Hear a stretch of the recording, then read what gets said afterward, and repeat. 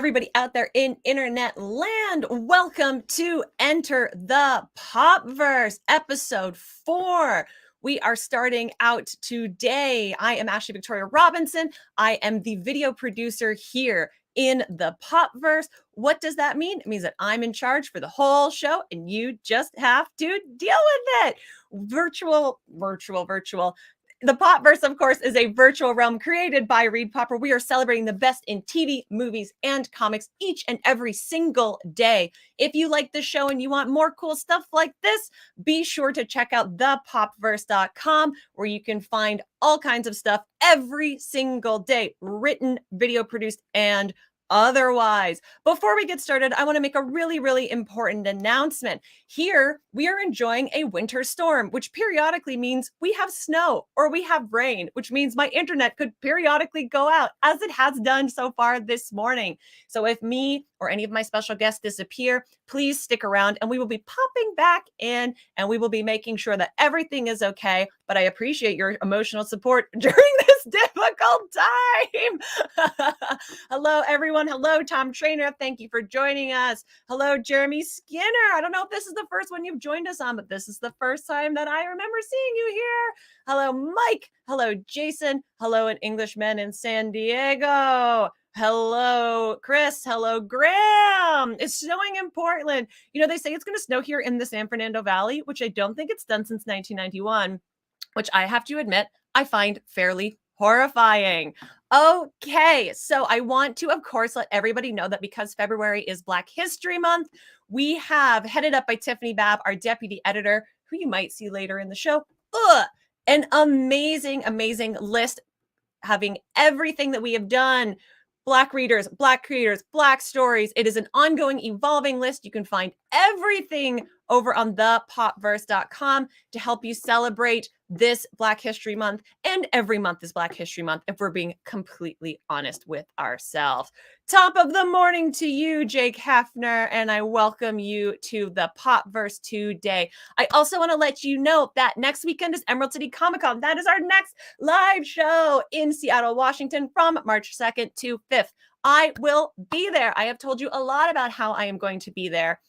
That means that next Friday, I will be in Seattle, Washington. And you know what? I can't bring this cute setup with me to Seattle, Washington, but I don't want you to fear. If you are not attending Emerald City Comic Con, we will have a Enter the Popverse episode for you, a pre-recorded guide, everything you need to know about Emerald City Comic Con, how to have the best experience if you're participating from home, because at thepopverse.com, we are live streaming a ton of fun panels, content, and so much more. So be here next Friday, 10 a.m. Pacific, 1 p.m. Eastern, because there will still be an episode and you can just enjoy the fact that I am here and in Seattle for you at the same time. Okay, I know that you are here because you saw the thumbnail and you saw the post and you know the absolute genius that I am being joined by today. We have a god of comic books joining us, the person who, for me, defined a lot of my comic book reading career. He is now orchestrating so much, and the more that's revealed over at DC, I can see how long he's been seeding all of this fun stuff. We have the one, the only, the great Mark Waid joining us today. Hi, Mark. Good morning, God. How are you doing this morning? I'm good. I'm good. I want you to follow me around all day long and say things like that. So, honestly, I would be happy to. Are you going to Emerald City Comic Con? Sadly, I will not be there, but it's a great show. I love that show. All right. Well, the next con you're at, let me know. I'll be there. Okay, will do. Fun fact, my very first job in the United States was working at a comic book store that no longer exists called Blast Off Comics, and you were the first comic creator I ever met there. That's right. And Blast Off was a good store. And yes. In the before times. So this is a reunion of sorts. Okay, I'm going to see what everyone is saying. Graham says there's a nice Superman print behind Mark's shoulder. Mark, what's going on with the print? It's actually a reproduction of this 1940s painting that DC had in its offices back in the day. This gigantic Superman painting by a guy named H.J. Ward, who was a big pulp magazine illustrator. Yes. So it's one of the prized possessions. It's one of the things that if the place catches on fire, that's coming out with me. Oh, nice. When you live in a place that is prone to fires, you know what comics are. Yeah, they do. Mike Armstrong also says Mark Waid, and Jeremy says Mark rocks. So you have a lot of support here, but let's get into it because I don't have you for very, very long. So I want to ask, because you have written a ton of solo characters. Thank you for Impulse. You've written a lot of team books, but what is different with World's Finest when you're dealing with a team up and specifically the dynamic between only two characters? It's a little trickier because the power disparity is so huge between Superman and Batman that Yeah. coming up with something and a menace and a threat that can involve both of them is a little tricky, but that's part of the fun of it. The real fun of it, though, is not just Superman and Batman. It's being able to bring in all the other elements of the DC universe, from Robin and Supergirl to Metamorpho to Flash to, guest stars galore. I mean, it really is sort of like a stealth Brave and the Bold with Superman and Batman headlining. I have to say, because I'm a diehard Robin fan, I love every time he shows up. He's like, and Robin, I'm here too. So thank you for giving him his due. It's interesting. I look back on a lot of the more recent Batman Superman runs, and all of them were really good. But I think that was an X factor that was missing. That I realized once you make Robin a co-star of the book and equally as important as the other two, the dynamics just change, and he is so much fun to write. Was there always, because when you read the first issue, there's a very chilly introduction to Robin and Supergirl and their friendship and their relationship. So all the way back when you were writing issue 1, did you know that what happens in issue 12 with the date was going to happen? I had no idea. I just assumed that when Supergirl and Robin met, one of them would be all over the other one. But then I thought, that's predictable. That's very predictable that Robin would be the horn dog in the equation or whatever. Let's do something interesting. And so it occurred to me, it's more interesting if Superman and Batman are best friends. Robin and Supergirl just can't stand each other. So all of the stuff I threw in about their date in issue 2, all the horrible things that happened, that was just me in the moment. So writing issue 12 then was a masterclass in trying to figure out how all these pieces that I just threw out there 10 months earlier fit together. So you've been on this book. We have 12 issues so far. 13 is coming out. Did you know from Jump that you were going to be integrating Lazarus Planet into World's Finest storylines? Because reading them both, there's a lot of Easter eggs early on in World's Finest. Some of that stuff is retro planted. We didn't know from Jump that it was going to be integrated with Lazarus Planet, but as we went, and I was paying attention to what Gene Yang was doing over in Monkey Prince, and I was to the Lazarus stuff that Josh Williamson was doing over in Robin. It all made sense for it to all come together. And it's important for me that the World's Finest book, even though it's set a few years back, have some connection to what's going on in the DC universe now. So it just fit in beautifully, and it worked out really well. I really love Jowen's question, so I popped it up here. So Mark, what are the kooky or silly or bonkers Silver Age DC covers that you really liked? Because you do bring a Silver Age flair of fun to World's Finest. Be careful with that F word. That's the doom in comics. Someone on Twitter is going to drag you. It's going to say, fun. We don't want fun in our comics. There are so many. When you ask that question, my mind floods with 100,000 covers. There are just. We'll come back to that. Okay. Jolyn, we'll come back to that. I'll be thinking in the back. Okay. Okay, speaking of, dare I say again, fun and bright and the art, you're collaborating with Dan Mora on World's Finest, who is the internet's favorite artist right now. What is your collaboration like? It's terrific. I mean, he's funny, he's sharp, he can tell a story, which is not always the case with artists. And he's just joyous to work with. He's interested in drawing anything. Like there's nothing I can throw at him. And sometimes with an artist, you'll write, here's kind of where the scene needs to be set, but I'm really sorry that it's in a baseball stadium or whatever. He didn't care. He'll whatever he hasn't drawn yet, he's willing to draw. He's just that's a great nugget that I don't know if everyone knows, that sometimes collaborating with artists, they'll say like, I don't want to draw horses, or I don't want to draw baseball games. Right. Or at least, if I can help it, I'd really rather not draw a circus tent. Yes. Yeah.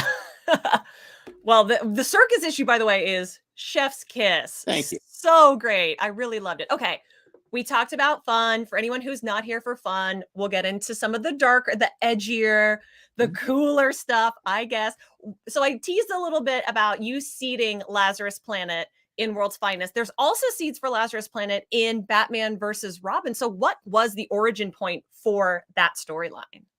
That storyline was originally conceived a couple of years ago, actually, as building out of what Josh was planning on doing early on in his Robin run.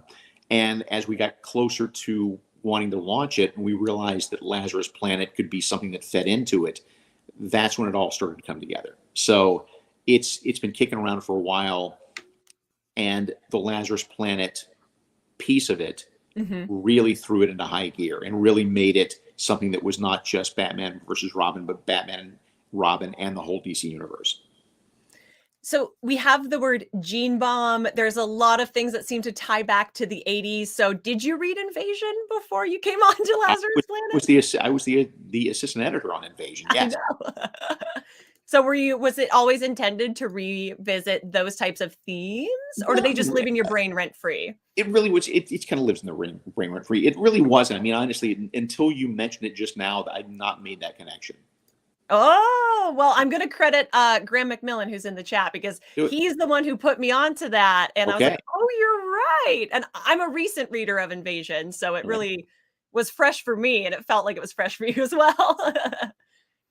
I would also love to know, what's the difference between writing for Dick Grayson and writing for Damian Wayne, because they are the Robins on both ends of the spectrum. They both anchor World's Finest and Lazarus Planet in huge ways. So how do you find writing them that's different or maybe similar? It's similar is hard. That's the differences are legion. I mean, one has no sense of humor. One is all about a sense of humor. You know, Dick is all about performing, showcasing. That idea in Batman versus Robin 3, where he talks about how, you know, he misses the spotlight, and it's weird to him that he suddenly was able to, you know, he used to be the center of attention in the circus tent, and now he's Robin and he's behind a mask and he can't enjoy that attention, which again was all super buried low in Dick Grayson's psyche, and it was all amplified by the magic into a grief. But that was a revelation to me as I wrote that. I hadn't thought about that before. So Dick is all about really enjoying the applause, not to a point where it gets in his way, not to a point where he's a jerk, but just he likes being a showman. Damian is exactly the idea. I think if Damian could be invisible 24/7, how would he operate? I think that would be like his best version. Would not be going to Disneyland. It would be nobody can see him, and thus he can do whatever he wants. Whatever he wants, yeah. Graham says, I love Invasion. I'm also old. You know what? Invasion is 33 years old. Yes. Look, the Arrowverse brought it back into the modern discussion, though. It's still incredibly, incredibly relevant. Okay, Tom Trainer says, any chance of the Flash showing up in World Finest, even if it were Barry seeing Mark, have any connection? So, Mark, are we getting Flash? Oh, yeah. issue 50, maybe 15, certainly 16 and 17. You'll be seeing Flash along with a bunch of other DC characters. I mean, again, it's just, like I said, it's really just a massive team up book. We're just selling it under the name Batman and Superman. I know, in the true history of World's Finest. Okay. Yeah. The last thing I want to ask you before I let you go, because you've already blown my mind with everything we've talked about today. Yesterday, Night Terrors was announced from DC, so I can't let you go without asking, are you involved? What can you tease? How are these storylines going to cross over? I know the DC snipers, they could come for us at any time, but can you tell us anything about your involvement? I wish I could. I am involved. I am involved, not in any sort of mastermind capacity, but there is work I will be doing on it along with so many other writers. But it sounds like a really cool event. I was asked if I wanted to participate, and I didn't hesitate. I thought it was a really good idea. I feel like for a minute there, you almost want to turn to Damian Wayne and be like, I will not tell you anything. About Night Terrors. Mark, thank you so much for joining us today. Thank you so much for gracing us with your genius. Can you let everybody know where they can follow you online to share more of their effusive compliments? Sure. It's Waid Mark on Instagram. I'm on Facebook. I'm on Twitter, but it's as Mark Waid. But I never go because it's Twitter. So don't look for me there. And before I let you go, I'm going to encourage the previous caller to look at Superman 170 for a goofy ass Silk Rage Superman cover. There you go. Superman 170, go there. Somebody tweet that out right now. Yeah. All right. Yeah. Thank you again, Mark. Have a wonderful day. Stay You safe, too. stay warm. All right. Bye. Take care. Bye. Oh, my friends. How cool was that? I just think Mark Waid is like the coolest person in the whole world. So that was really exciting for me. Popverse very, very kindly reminding us that we have more on night terrors if you go to that link right there. We do have a lot of coverage going on right now with what is going on over in the DC side of the equation. We have a great piece about the most recent issue of World's Finest, the date issue, dare I say. It is so cute. It is so fun. And it really tells you about who these characters are. And I know that Robin and Supergirl have been part of the lexicon and the universe for a long time, but I highly encourage you to go and check out this piece. I really enjoyed reading it. And it was a huge inspiration for my chat with Mark today. Okay, Tiffany says, yay, Mark Waid. I know, is there any other appropriate reaction other than yay, Mark Waid? If there's not, if you think there's not, then I'm sorry, my friends. I've got nothing for you. Okay, let's move on. And we're going to hop over to the Disney side of the fence. Dun, dun, dun, dun, dun, dun. And I can't do this alone because I have to say that this is a story where I need the full power of the hive mind and the highest intelligence inside the Popverse. So join me in welcoming Deputy Editor Tiffany Babb. Hi, Tiffany. Hey, Ashley, how you doing? I'm so good. How are you today? Not too bad. We're both in Southern California, so it's very windy and cold outside. Yes. Oh, Ramon says, I love this show and I love this convo. Graham says, I love the Disney music. You're welcome. It's copywritten, so we will not actually be singing anything. And there we go. Tiffany Babb. We're giving you the Mark Waid style introduction. Okay, so I want to pop this story up. And I want to have you give us all of the, let's make another Disney reference, who's its and what's its galore about what this entails. So the title says, Disney is blocking the re-release of some of Scrooge McDuck's origin stories, says creator Don Rosa. Tiffany, what could this possibly mean? Yeah, so Graham wrote this wonderful piece on what happened about, I think last week, Don Rosa posted on his Facebook an email that he had gotten from one of his foreign re-release publishers saying that Disney was choosing to stop republishing certain books that didn't align with their values, pretty much.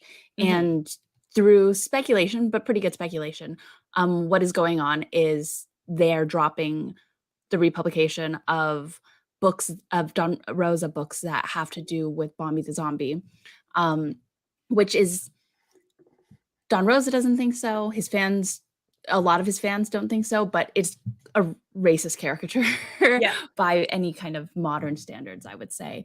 And so people are freaking out, right? People are like, this is censorship, this is book banning.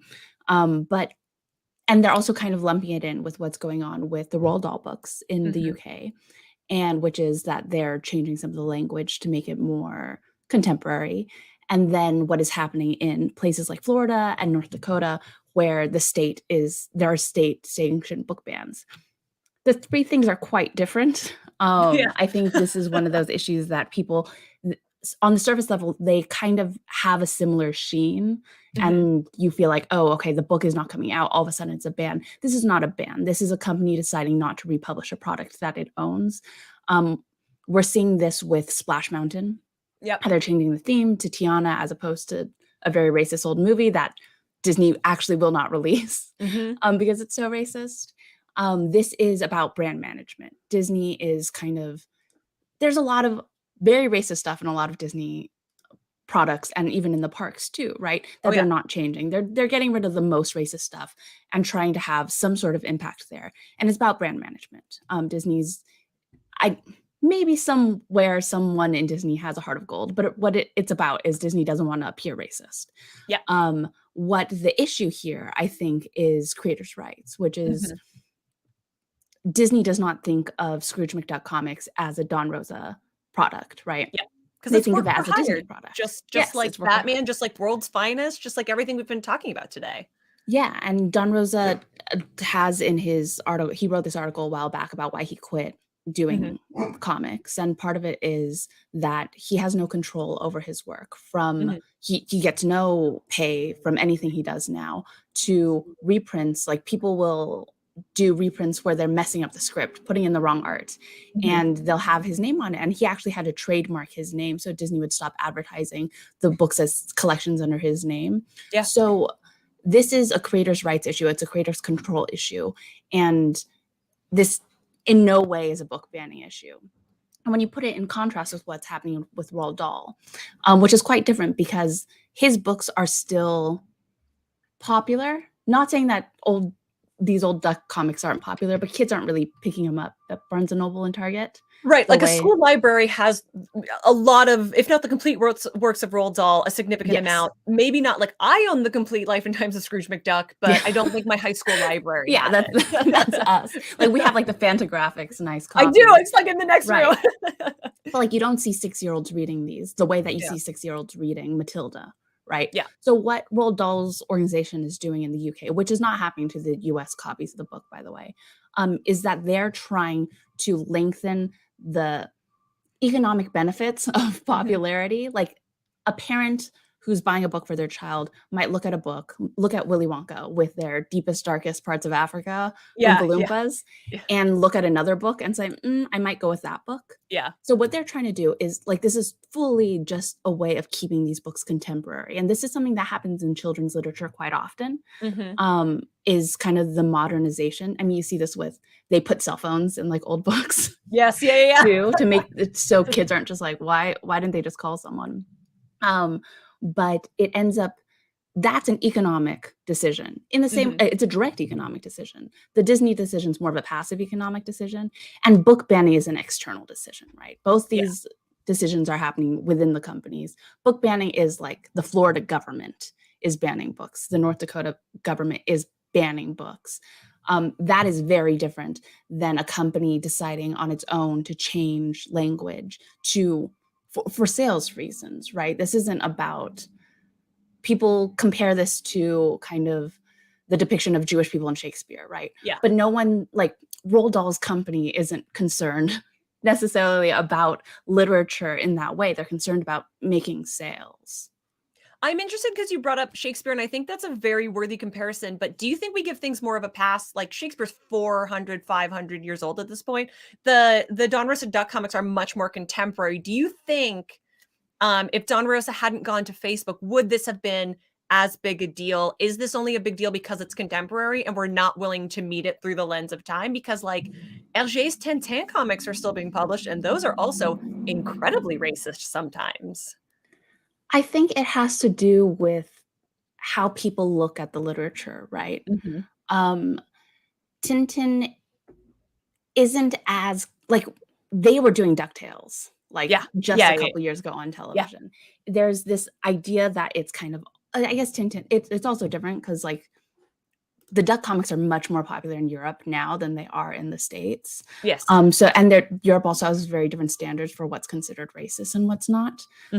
So I think, to me, the big dividing line here is how people consider, or what the industry, publishers, and people consider literature and product.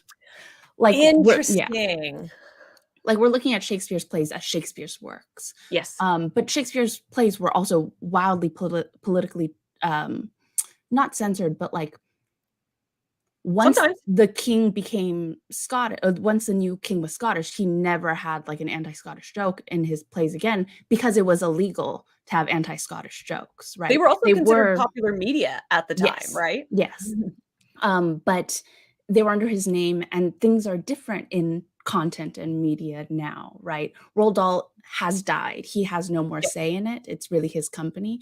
And with Donald Duck, again, it's Disney's Donald Duck. They're concerned with protecting the Donald Duck brand so they can sell Donald Duck t-shirts. They're not thinking about literature. So we have this divide of, for a lot of the way that we think of literature, we think of it as a single author and a single book, where the actual control and the actual brand management is a lot more murky and affects things in what could be a sinister way. Personally, I think that the books, if people are buying them, the books should remain in print. Like, I'm not super pro get rid of them. The Roald Dahl thing's a little more murky for me, but I think that people have hair triggers for these things because it's like, oh, the book's being pulled off the shelves. Well, a lot of books aren't reprinted for many reasons, many of them like economic, right? And because this is such a hot topic, it's really easy to catastrophize with this. And because it sounds like book banning, it can make it feel like, well, this is when book banning goes too far, when this and book banning are structurally separate issues. Yes.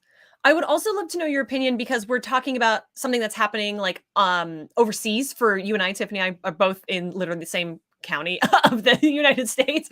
Do you think that this is going to affect the way that Duck comics are reprinted going forward in the States for an American audience? Yeah. So, well, from what I understand, this is going to affect how Duck comics are reprinted in, I assume, globally. We're not 100% sure yet. Disney's yet to release a statement, though. If you want to keep up with the news, Popverse is following the story. We are really paying attention to it. But yeah, it will, from what I understand, it will affect American publication as well. I just wanted to bring that up because specifically right now, the source is a European publisher. So I know that some Americans might be, or North Americans might just be like, oh, that's cool, but that's just a European thing. That's not going to affect us. So maybe I don't need to go out into buying frenzy and purchase this collection right now. I think it will. I think it will affect American comics. Again, purchasing frenzy, like, if you really need them, get them. But like, people are kind of, I saw on his fan Facebook group, like, people are kind of in a bit of a frenzy to grab copies while they still can, which I totally understand. Again, like, I personally think that they should remain in print, even though I don't think it's book banning, and I don't think it's specifically nefarious in any other way than I think creators should have more control over their work. Yes, I agree with that. Okay, I have one final question before I let you go. Do you think that if we were going to continue, we're in control, if the publisher, if Disney was going to continue publishing the stories as is, do you think it would be better to do that and include like a forward or a note or some kind of essay contextualizing this was at a different time, we had different standards, instead of simply just cutting the stories out whole cloth? I think this, to me, is an audience thing, right? Okay. For these Donald Duck books, I don't think kids are picking them up at all. Yeah. I think Disney's concerned about the Donald Duck brand, but I don't think the people buying these, at least in the States, these expensive Fantagraphic copies are buying them for their children. But in something like a Roald Dahl situation where the books are meant directly for kids and kids are still reading them, I think that would be important. Like, it is, kids learn through what they read. They have fewer life experiences because they have shorter lives so far. So they could read something. One of the things that they changed in The Witches in the UK, or they're planning on changing, is that all the witches are bald and wear wigs. And they're adding this little phrase, which I thought was quite funny. I understand why people would be upset about it, but I think it's fine. But it also said some women wear wigs for like non-nefarious purposes. And it's like, that some of us wear silly. wigs for nefarious purposes, and that's fine too. Right. But like, it seems silly, and to an adult who isn't super into kids literature, that seems like overkill. But for a child, if you're telling kids that all women who wear wigs and who are bald are witches who are out to get you, like, that is a kind of a problem, right? Like, that is an issue. So I understand why they would do that. And to me, that makes a lot more sense. Or having these kind of disclaimers makes more sense when things are directly for children. When they're for adults, I think there's more of an understanding of, like, when was this made? There's a historical nuance there. But for kids, they're not thinking, the book that Mama bought me last week was written in the 1920s. Like, no wonder everyone's so racist. Like, they're not thinking that. They're just thinking, hey, here's a book. And they're sponging things up from it.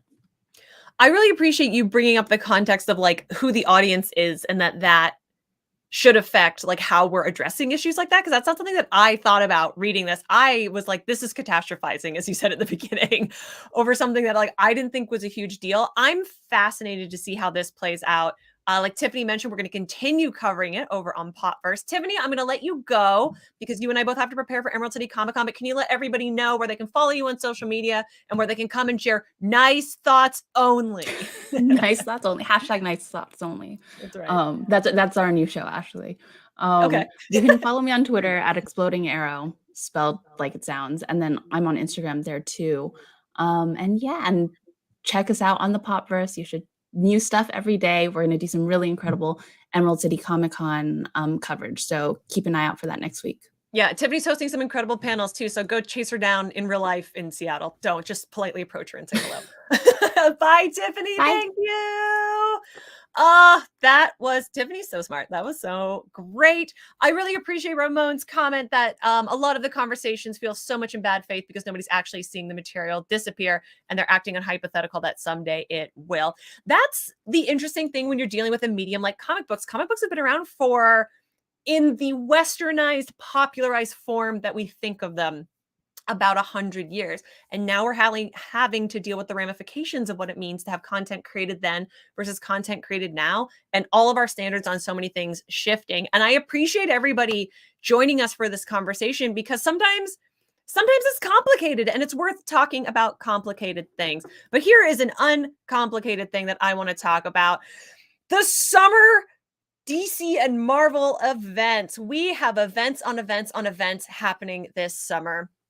Starting with Jonathan Hickman and Brian Hitch bringing back the Ultimate Universe. My friends, the Ultimate Universe only went away 7 years ago. I didn't necessarily think it was coming back this soon, but here we have found it. And we have Jonathan Hickman and Brian Hitch, two incredible creators who were so important to the trajectory, both the beginning and the end of the Marvel Universe, of the Ultimate Marvel Universe, are returning for Ultimate Invasion, which honestly, considering what we referenced with Mark earlier, the phrase Ultimate Invasion is kind of funny to me. And Marvel is not only blessing us with Ultimate Invasion coming this summer, but they're blessing us with, and I have to look this name up because I mistake it every time, Contest of Chaos coming this summer. So we have two huge Marvel events coming to the world of comics this summer, kind of around the same time. I can't wait for everybody's conspiracies coming about whether or not they're tied in and what they might have to do with each other. The Contest of Chaos is giving me, without a ton of additional context outside of the social media, it is giving me big Agatha Covenant of Chaos vibes. I'm wondering if it might be tied into some of the things we're doing over on Disney Plus. That is pure conjecture just based on the fact that the names are incredibly similar. Popverse is saying, is it interesting that Ultimate Invasion is coming seamlessly simultaneous to Disney Plus' Secret Invasion? Invasion is on our minds. Yes. Okay. That was the next thing I wanted to bring up.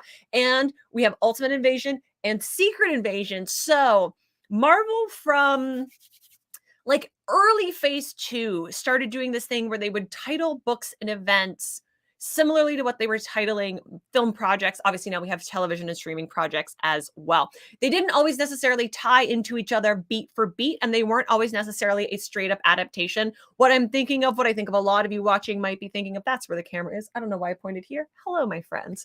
Is Age of Ultron. We had the Age of Ultron book announced, and then a week, 2 weeks later, the Age of Ultron film was announced, and they are nothing alike. They star entirely different characters. But we've had a lot of things like this over the years. So with Contest of Chaos. I'm going to get that wrong every single time. And Ultimate Invasion, it's kind of opening my mind to what I think some of these things might be dealing with. We also know, if you've read the classic Secret Invasion, that has a lot to do with revealing of people's personalities and revealing who really is. And it's a soft reboot, a chance to reset characters. I definitely think Marvel's going to take up that point. But also the fact that Ultimate Invasion has to do with the Ultimate Universe, which is an alternate Earth, a pocket universe, however you want to think about it. And we know that incursions are right around the corner. Are we going to see, is this how we're getting introductions to characters like Wolverine and Deadpool through this type of storyline? Graham McMillan also swinging in with, I think it's a Contest of Champions reference, but again, I'm old. Contest of Champions, the comic that was originally meant to be the Superhero Olympics comic. I'm still going to say it's Covenant of Chaos. I'm going to fight you on that, and I'm going to say that all ladies who wear wigs are witches. I think it is, you're probably right, Graham. You're much smarter than me. You've read more comics. Contest of Champions. By the way, if anyone hasn't checked out Contest of Champions, please do yourself a favor. Graham is not wrong with the Superhero Olympics of it all. It's a very fun Marvel Comics event. So, Contest of Chaos and Ultimate Invasion are not the only things that we're having. Of course, DC can't be left out of it. We talked about it a little bit with Mark. We have Night Terrors. I want to call this Dark Knights of Terrors because I love Dark Knights of Steel currently being published. It was announced literally yesterday. Night Terrors with a K is coming to us out of the Dawn of DC event, which Dawn, Night, right? Like Dawn, Nightmare, Light, Dark. We've been playing a lot of this since we got the Josh Williamson of it all, since we started Dark Crisis and Dark Metal. And it seems like this is all coming to a head this summer. Obviously, we don't have a ton of details yet about what this could deal with, but I want to point you to this word right here. Nightmare Realm. That's giving me big Sandman vibes. That's giving me big Nth Metal vibes. I'm hoping this is an opportunity to deal with some of the darker characters that we have in DC, like our Justice League Dark. I'm always pro Justice League Dark here. This feels like it's going to be really expansive. I'm really thrilled that it's not just called Crisis, because DC does like to call things Crisis. I think Night Terror is a fun title. We can tell from what information we have and from this great art that we are getting the Trinity at the forefront. Look at that. It's giving Mustafar. It's giving Mordor vibes. It is so, I mean, the cover art, the concept art coming out of this is absolutely stunning. And it is debuting for Free Comic Book Day. Look at that great Jason Fabok cover, an absolute king. Free Comic Book Day, by the way, the best Free Comic Book Day issues are Free Comic Book Day issues that tie into larger things in their universes. I'm thinking Blackest Night, issue 0 here. I think starting Night Terrors, however expansive, whatever that's going to be for Free Comic Book Day, is a really fun, smart move on DC's behalf. I also want to say, Popverse, thank you for backing me up. That Remember Sandman appeared in Dark Knight's Metal. Ugh, that's right. My predictions. It's going to come true. I'm really interested to see what DC's going to do as they expand the Sandman universe closer into their traditional superhero universe. And this feels like, to me, I don't know about anyone else, you can let me know in the comments, that there's potential crossover. Tom Trainer says this is not a crisis yet. You know what? That's true. Give it time. Dark Crisis on Infinite Earth, that full title was a reveal. Maybe it's Crisis of Night Terror Crisis. You can pitch me on what a better title for that would be. And Free Comics say yes. Here are all of the Free Comic Book Day issues. We have a complete guide for you that we know so far. Free Comic Book Day is just a couple months away, so there's no better time to already make your shopping list for when you go around and you hit all those stores. Yes. Graham wants to fight. I'm imagining this said like Wallace Wells during the first Evil X fight in the Scott Pilgrim movie. Fight! That's what you and I are about to. Night Terrors. Night Terror Crisers. Yes, that's definitely what the event's going to be called. Everyone at DC wonders how we got this under our back. I do think the fact that we are having big events, big company-wide events from the big two, when Marvel and DC push each other, when they are both at the top of their game, all comics are better for it. So I think this is really exciting to see who is good. Not only like, right, it begs comparison. Who's going to have the better event? Which is going to be more to your taste? Which is going to be more expensive and take up more of the company line? But I think having them kind of dueling coming out at the same time is going to make for some really fun reading.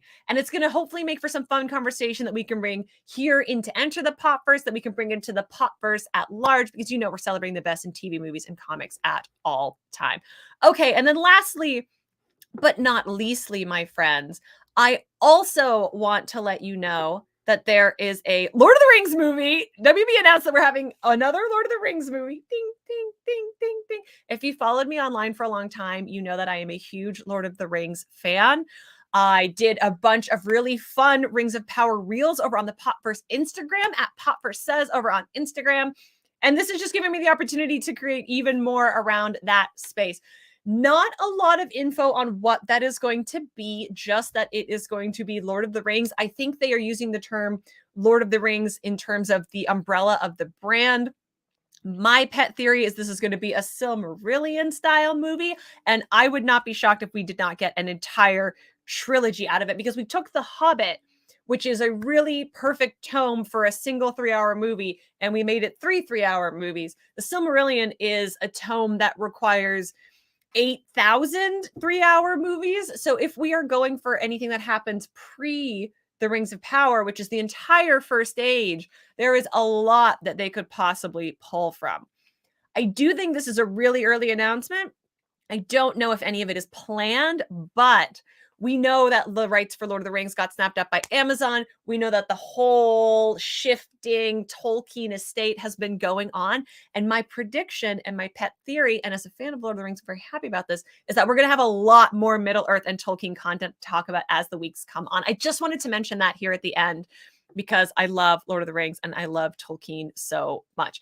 Friends, this has been so much fun today. Thank you for joining me. We got into some really deep comic book talk. I'm hoping that we can do that even more in future episodes. I want to remind you that you can find links to everything we talked about here today, everything we referenced, in the description of this video on YouTube for your future reference. Here in the Popverse, of course, which is a virtual realm created by ReadPop, we have had the best time celebrating the best in TV, movies, and comics. To make sure that you have the full breadth and width of the Popverse experience, get yourself a Popverse membership so you never miss a single thing that me and Tiffany and Veronica and Chris and Graham and everybody else in the Popverse family are creating for you each and every single day. We are going to be at Emerald City Comic Con next week, but like I mentioned, there will be an episode of Enter the Popverse for you to watch, and we're going to be live streaming a ton of fun panels for you on thepopverse.com. So don't forget to come and check all of that out. While you're here, why not do what that fun little banner at the bottom says? Like and subscribe and click that bell so you never miss a single episode of Enter the Popverse. Why would you want to? It'd be truly devastating. I would be devastated if you did such a thing. And you can always join us for the fun live chats with anybody who's joining us here into the Popverse. All right, my friends, I have been Ashley Victoria Robinson. If you are coming to Emerald City Comic Con, I will see you in Seattle in but a few short days. And if you're not, I will see you here next time. Okay, bye.